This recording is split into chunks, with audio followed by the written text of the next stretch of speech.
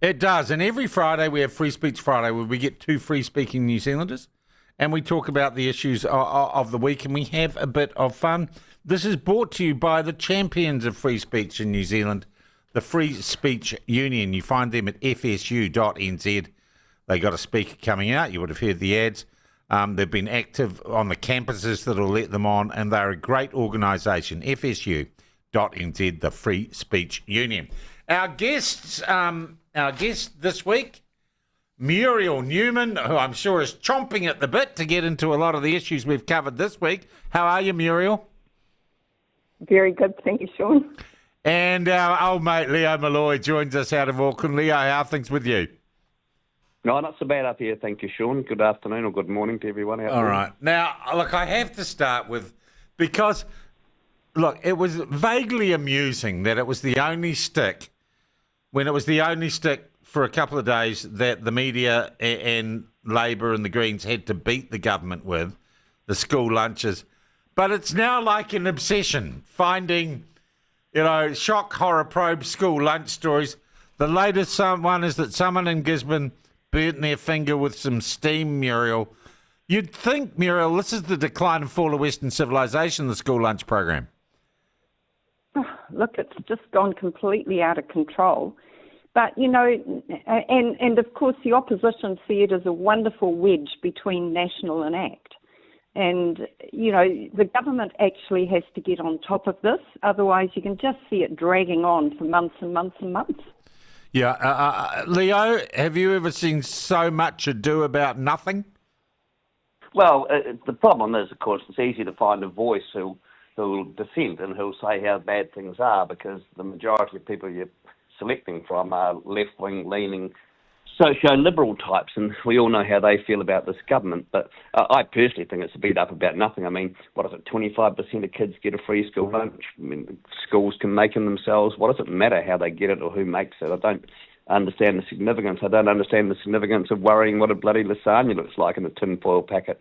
But nonetheless, I'm not cut from that cloth, so maybe I shouldn't even have an opinion about it. And in a strange way, despite his current woes, I thought Luxon actually came up with an elegant solution. Forget all the hot meals and everything. Just Marmite sandwiches and an apple to all the kids that qualify for a free school lunch, Muriel. There's nothing wrong with what Luxon suggested. No, we actually thought it was very good as well. And, this is the thing. Who has hot lunches? It's like people who live in institutions get hot lunches, but no one else does. So, yeah, a sandwich and a piece of fruit and a muesli bar or something. Let the kids self-select. That's the answer. What did you have for school lunch, Muriel?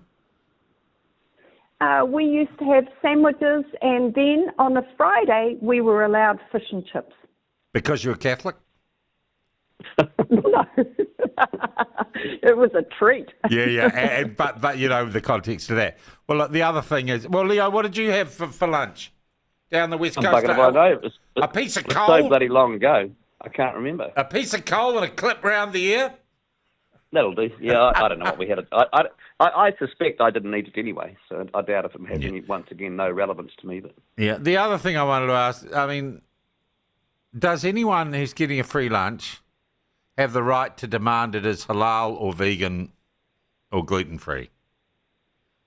No, absolutely not. If you've got a kid who's got, a dietary issue, right, a preference or a problem, then you as a parent, as a responsible parent, should make sure they get the right stuff to eat. End of story.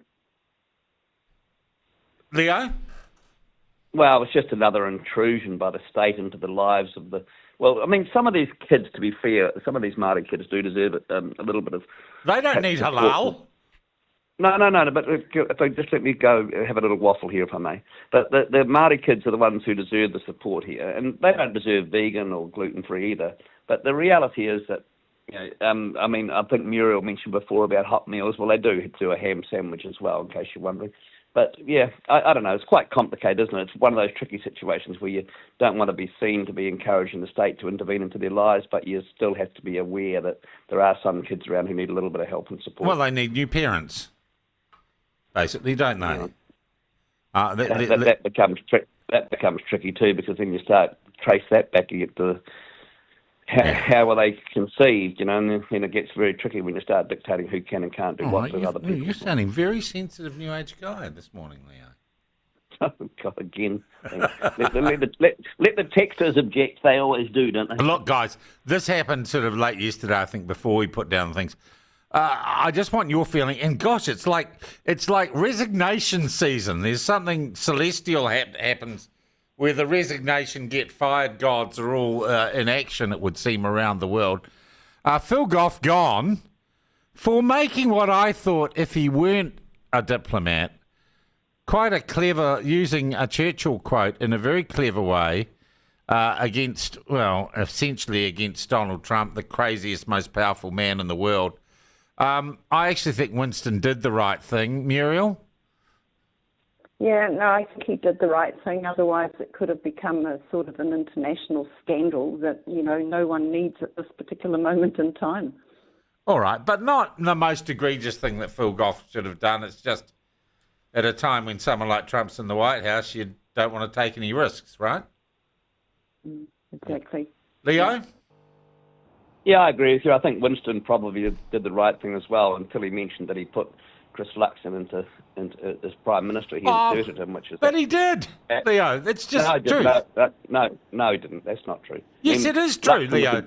If it were not for Winston Peters and his coalition agreement, Chris Luxon would not be the Prime Minister. Well, it may well have been Nationals coalition agreement or ex-coalition agreement. It's probably a blend of the whole three, actually. Yeah, well, it's not untrue. But, Leo, you've fallen for mischief-making media, right? There is no story there. Luxon and Peters are not in conflict. The little lefties of the press gallery have run off to try and get Luxon to say something nasty about Peters, which he hasn't really. They've gone back and out of context, throwing that back at Winston, and he fell for it, which he shouldn't because he's an old tusker. And he's just come back a little bit at Luxon, and bingo, they've created a story of conflict where none exists, Leo. Well, you just said yourself that Winston Peters was perhaps indiscreet, might be the best word to describe it, in the way that he was boasting about his own achievements and his own role in inserting Luxon. So I think you've answered the question, haven't you? No, I didn't say he was indiscreet. I said he was justified. Yes, well, you did that, but then you conflicted that by saying that the media managed to manipulate Winston into saying and the media manipulated him, yes, and that was silly of him, but he wasn't blowing his own trumpet. He was being angry at the media and their nasty little gutter snipes. This is how they work, Muriel, isn't it? You've been subject to this, Muriel. Oh, yeah, and it is, if you step back, Winston could have gone with National or he could have gone with Labour. Yeah. And so we could have had a very different government. But, fortunately for New Zealand, he did go with National. So, he was looking at it from that perspective. And, of course, the media, misinterpreted it and went off on their chase. Yeah, that's right. Look, and once again, overnight, this is broken, guys. And I just want your reaction on that. And, geez, you're quite close to them. A lot of those lefty journalists drink at the HQ, I know. I know, Leo. This guy, Jim Grenon, and now a bunch of shareholders with enough votes are going to fire the entire board, including the chair, Barbara Chapman of NZME, and it looks increasingly likely they're going to take out senior managers and move towards a massive cultural change at the country's biggest independent media operator. This could have big consequences, Leo. Yeah, it could do, but I don't think NZME should be the target of anybody from the centre-right side of the political equation, should it? Because NZME does a fairly balanced job, in my view. I mean, the real target should be I think News Talk ZB does. I think the Herald is full of some of the worst journalists in the country. Well, it's probably balanced up by some of the best as well. I mean, there are some pretty decrepit old journalists in there who've perhaps are batting for the opposition team who shouldn't be there, like Simon Wilson, for example. But there's David plenty of good Fisher there too. Oh, yeah, Fisher's a bit. Yeah, he's a bit like Hooten. They can run hot and cold. It depends on what day you get. But certainly they are worried. The whole Herald editorial staff are worried. Muriel, do you think? And look, one of the reasons my understanding is these shareholders got peeved, Muriel, when the Herald was begging for money and support from the government, but turning down advertising revenue from Hobson's Pledge and, Julian Batchelor's crowd and the Jewish New Zealand Council and the Israeli Embassy when they started making moral judgments on what ads they'd run, Muriel. Yeah, well, this is the problem. They went too far down that sort of woke track, didn't they? Where there was no balance apart from News Talk ZB, who, like you said, I think have been fantastic all the way through. I'm going back now to like 2017. But the Herald, they really seriously lacked balance for quite a while, and I suspect that that's when all this started. But, I just had one thought yesterday when I was seeing all that. Isn't it a shame they can't turn their attention to TVNZ? Well, I got asked by a listener this morning. I think it's gone, Muriel, and I don't know about you, Leo. I think as an institution now, TVNZ is irrecoverable. I just think it's gone. It's got no culture left. It's got no DNA left of decent journalism or public service journalism. It is an activist organisation, almost totally.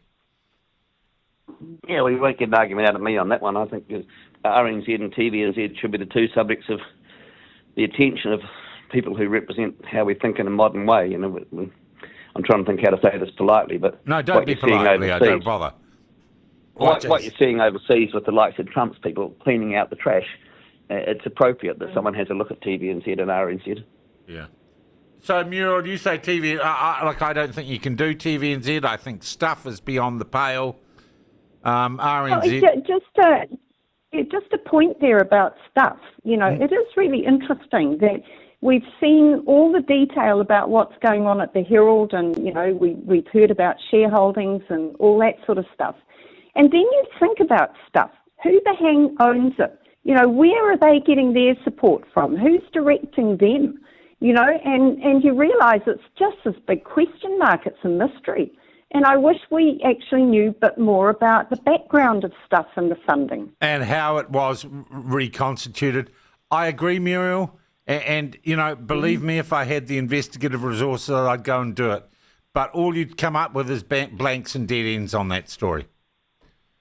I know, but it's time that, somebody exposed what is going on there. Well, here's a suggestion. Maybe a reinvigorated, refocused, non-woke Herald might get into that story.